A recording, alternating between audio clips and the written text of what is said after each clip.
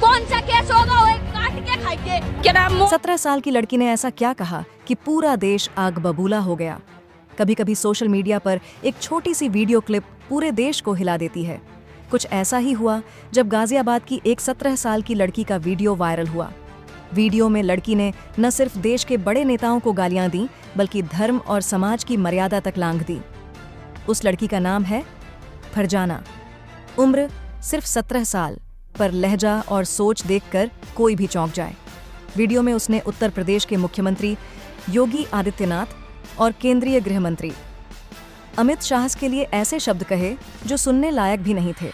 उसने मुख्यमंत्री की तुलना गली के लोगों से की और जिस बेअदबी से बोली उसे सुनकर हर भारतीय नागरिक का खून खौल उठा। लेकिन मामला यहीं खत्म नहीं हुआ।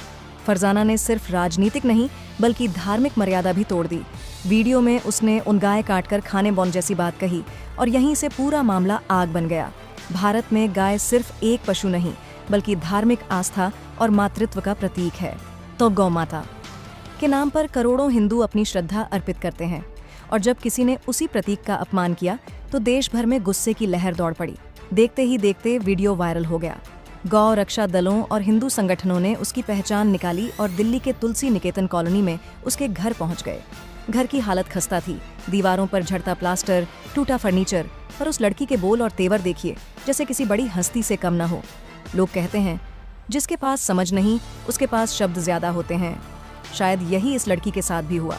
गौरक्षा दल के कार्यकर्ताओं ने वहां जाकर हंगामा किया और लड़की के माता पिता तक को खरी खोटी सुनाई। हालात बिगड़ते देख पुलिस मौके पर पहुंची और फरजाना को हिरासत में ले लिया।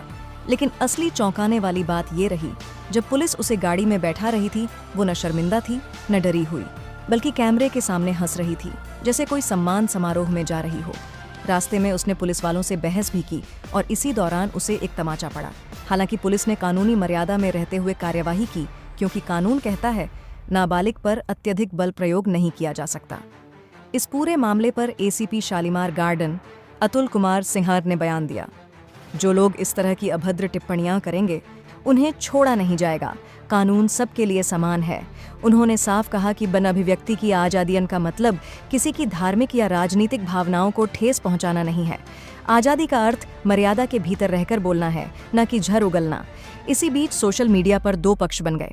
एक तरफ वो लोग जो लड़की की गिरफ्तारी का समर्थन कर रहे थे और दूसरी तरफ वो लोग जो कह रहे थे कि वो नाबालिग है, उसे समझ की कमी है। पर सवाल ये भी उठा, क्या नाबालिग होने का मतलब ये है कि कोई कुछ भी बोल दे? क्या कानून की पकड़ से सिर्फ इसलिए बचा जा सकता है क्योंकि उम्र 18 से थोड़ी कम है? लोगों के बीच गहरी बहस छिड़ी। कुछ ने कहा ये लड़की खुद नहीं किसी के बहकावे में है, तो कुछ बोले इसे सजा मिलनी चाहिए ताकि कोई दूसरा ऐसा करने की हिम्मत न करे। पुलिस ने जहां फरजाना को हिरासत में लिया, वहीं गौरक्षा दल के उन सदस्यों पर भी कार्रवाई शुरू की जो उसके घर में घुसकर हंगामा कर रहे थे। कानून ने दोनों पक्षों को बराबरी से देखा, क्योंकि न्याय का मतलब है निष्पक्षता। इसी बीच हिंदू रक्षा दल के अध्यक्ष पिंकी चौधरी बॉन ने कहा, हम हिंसा का समर्थन नहीं करते, पर जो भी सनातन धर्म या गौ माता का अपमान करेगा उसे जवाब जरूर मिलेगा। मगर सवाल अब और गहरा है।